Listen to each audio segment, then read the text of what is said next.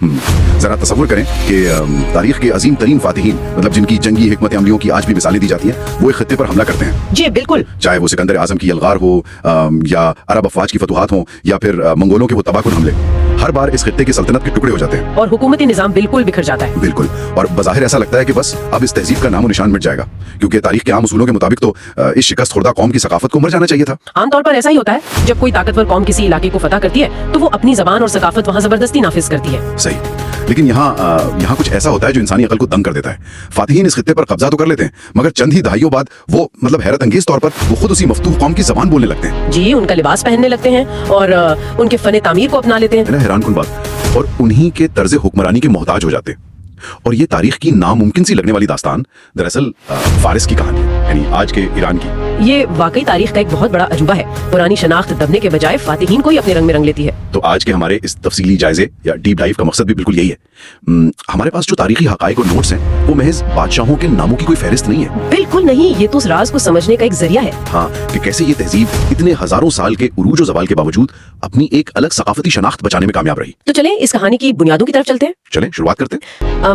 550 कबल मसीह का दौर, जब साइरस आजम ने मुख्तलिफ कबाइल को यकजा किया और अखमनशी सल्तनत की बुनियाद रखी, जिसे हम एकमेनिड एम्पायर भी कहते हैं। जी, और जरा बताते हैं कि ये हिंदुस्तान से लेकर मिस्र तक फैली हुई कदीम तारीख की सबसे बड़ी सल्तनतों में से एक थी। तो मेरा सवाल यहाँ ये है कि इतने वसी और बिखरे हुए रकबे को, जहाँ इतने मुख्तलिफ लोग रहते हो, इसको कंट्रोल कैसे किया गया? देखिए, इतनी बड़ी सल्तनत को महज तलवार के जोर पर कायम रखना नामुमकिन था। साइरस की असल जहानत उसकी अस्करी ताकत नहीं थी।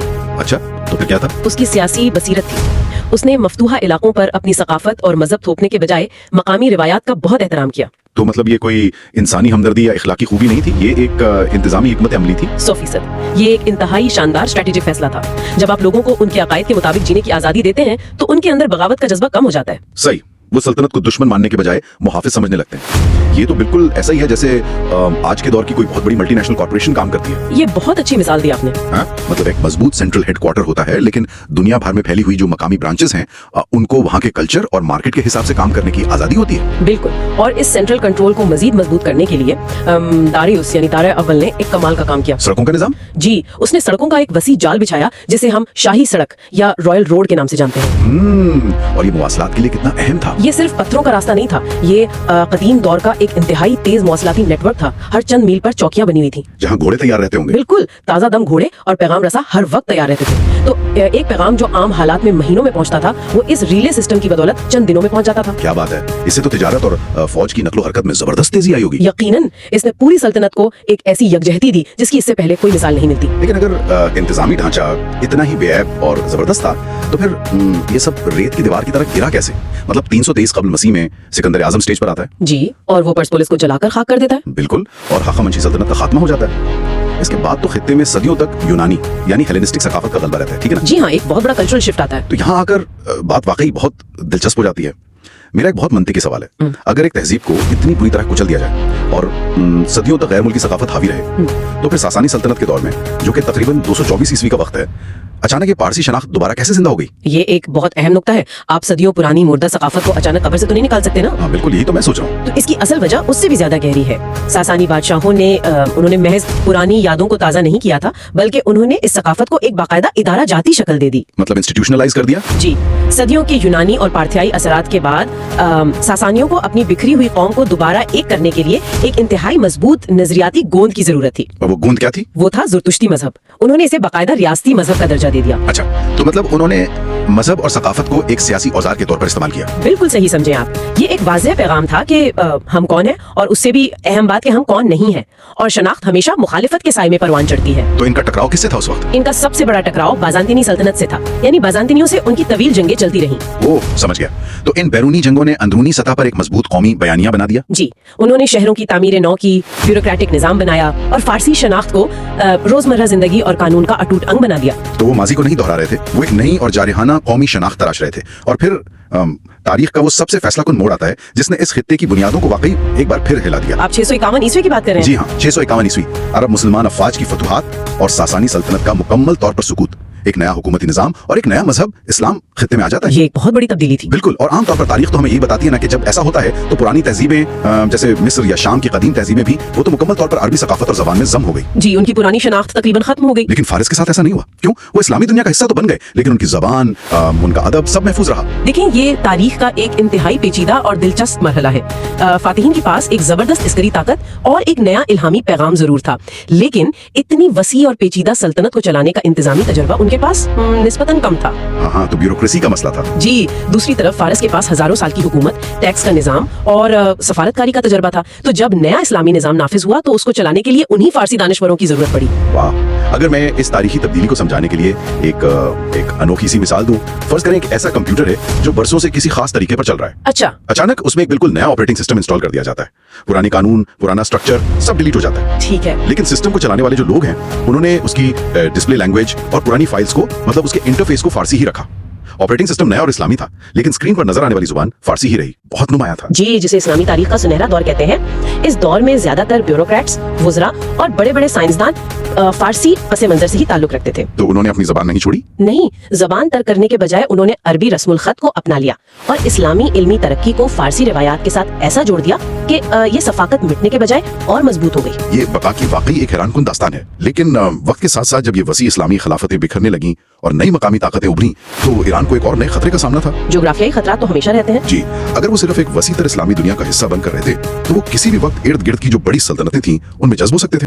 फिर 1501 का साल आता है, सफवी सल्तनत की बुनियाद पड़ती है। शाह इस्माइल अव्वल की ज़ेब क़यादत। बिल्कुल, और वो एक ऐसा फैसला करते हैं जिसके असरात आज भी मशरिक़ वस्ती के नक्शे पर मौजूद हैं। वो शिया इस्लाम को बाकायदा सरकारी मजहब करार दे देते हैं। जी, ये एक बहुत ही तारीखी फैसला था। तो यहाँ मेरा सवाल ये है कि क्या ये सिर्फ एक मजहबी फैसला था या इसके पीछे खित्ते में अपनी एक बिल्कुल अलग पहचान बनाने का, मतलब सरहदों को महफूज करने की कोई जियोपॉलिटिकल या जोग्राफियाई सियासी हिकमत अमली थी? इससे एक बहुत अहम सवाल पैदा होता है।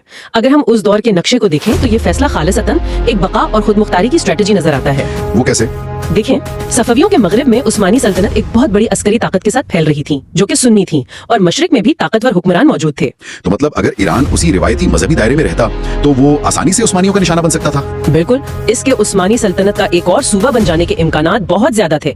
शिया इस्लाम को रियासती मजहब बनाकर सफियों ने एक ऐसी नजरियाती और खूनी सरहद खींच दी जिसने ईरान को बाकी मुस्लिम दुनिया से अलग कर दिया। वाह, यानी उन्होंने जमीन पर दीवारें चुनने के बजाय अकीदे और नजरिए की एक फसील खड़ी कर दी जिसे कोई बैरूनी फौज आसानी से पार नहीं कर सकती थी। जी, इस कदम ने ईरान को इर्द गिर्द की ताकतों से मुनफरिद करके एक मजबूत नेशन स्टेट या कौमी रियासत की शक्ल दी। और इसने अंदरूनी इस्तेहकाम भी पैदा किया होगा। बिल्कुल, अस्फहान जैसे शहरों ने फन तामीर और दस्तकारी में दुनिया को हैरान कर दिया। ये वो दौर था जिसने ईरान की सरहदों को वो शक्ल दी जो आज भी किसी हद तक नजर आती है। लेकिन रिवायत और इस इस्तेहकाम का सफर जब जदीद दौर में दाखिल होता है जी। तो एक नया तूफान इस तहजीब का मुंतजिर था। 1800 और खासतौर पर 19वीं की दहाई में। आप काजार और फिर पहलवी खानदान के दौर की बात कर रहे हैं? जी बिल्कुल, खुसूसन जब आखिरी बादशाह मोहम्मद रजा पहलवी का दौर आया तो मुल्क को जदीद यानी मॉडर्नाइज करने की एक बेतहाशा जल्दी नजर आती है। जी, इस दौर में ऊपर से नीचे की जानिब एक तेज रफ्तार तब्दीली मुसल्लत की गई। मुल्क में रेलवे लाइनें बिछाई जा रही थीं, कारखाने लग रहे थे और तालीमी निजाम मगरबी तर्ज पर ढाला जा रहा था। बज़ाहिर तो ये तरक्की थी। बज़ाहिर तरक्की थी और मईशत के कुछ हिस्सों में इसका फायदा भी हुआ, लेकिन इसके साथ ही तेल की दौलत और सियासत पर मगरबी ताकतों का असर रसूख इंतहाई हद तक बढ़ गया। और मेरे ख्याल में जब आप सदियों पर मुहित सकाफती इर्तिका को चंद दहाइयों की तेज रफ्तार सनती तब्दीलियों में सिमटने की कोशिश करते हैं तो माशरे में एक शदीद खिंचाव पैदा होता है। बिल्कुल दुरुस्त कहा आपने। जराए बताते हैं कि शहरों में एक छोटा सा तबका जो मगरबी तर्ज जिंदगी अपना रहा था वो अमीर हो रहा था, और दूसरी तरफ मुल्क की वसीतर रिवायती और मजहबी आबादी खुद को दीवार से लगा हुआ महसूस कर रही थी। उनके विजन और अवाम की हकीकत में फासला बढ़ जाए तो फिर रद्द अमल तो आता है। और वो रद्द अमल 1979 के इनकलाब की सूरत में आया। और देखें, यहाँ मैं अपने सुनने वालों को ये बिल्कुल वाजे कर दूं कि हम इस प्रोग्राम में किसी मौजूदा सियासी नजरिए या दाएं बाएं बाजू की सियासत की तौसीक नहीं कर रहे हैं। जी, हमारा मकसद सिर्फ और सिर्फ तारीखी हकाइक का गैर जानिबदाराना तज्जिया करना है। बिल्कुल, हम सिर्फ उन हकाइक को बयान कर रहे हैं जो हमारे ज़राए में दिए गए हैं। तो 1979 में एक बहुत बड़ा इनकलाब आया और वो बादशाहत जिसकी शुरुआत हमने 550 कबल मसीह में साइरस आजम से की थी, माफ कीजिएगा, बादशाहत की शुरुआत से मेरा मतलब है वो एक लंबा शाही सिलसिला, वो हमेशा के लिए उखड़ गया। जी, और मजहबी रहनुमा रूह अल्लाह खुमैनी की क़यादत में इस्लामी जमहूरिया ईरान कायम हुआ। तो इस सब का असल मतलब क्या है? एक मुकम्मल नया मजहबी हुकूमती ढांचा आ गया। जी। और आज अली खामेनी की क़यादत में ईरान मशरिक़ वस्ता की एक किलीदी ताकत है।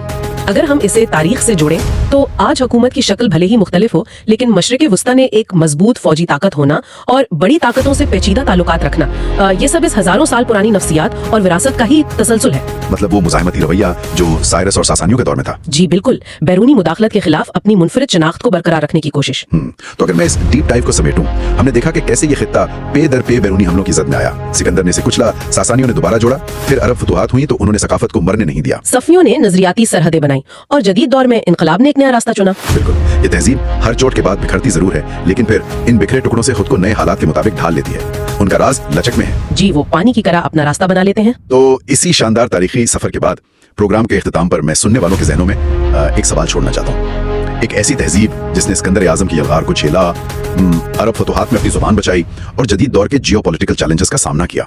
आज हम एक ऐसी दुनिया में जी रहे हैं जो बिल्कुल ग्लोबलाइज्ड है, जहां सरहदें तकरीबन मिट चुकी हैं। बिल्कुल, डिजिटल दुनिया में सकाफतें हर सेकंड एक दूसरे में मिल रही हैं। तो आज कल्चर को बचाने के लिए कोई शाही सड़क या खूनी सरहद काम नहीं आती। इस तेजी से जुड़ती हुई ग्लोबलाइज्ड दुनिया में इस कदीम और लचकदार तहजीब का अगला इर्तिकाई मरहला क्या होगा? क्या ये हजारों साल पुराना कल्चर इस डिजिटल तूफान में भी अपनी वो मुनफरद शनाख्त कायम रख पाएगा? ये वो सवाल है जो आपको खुद सोचना है। बहुत बहुत शुक्रिया।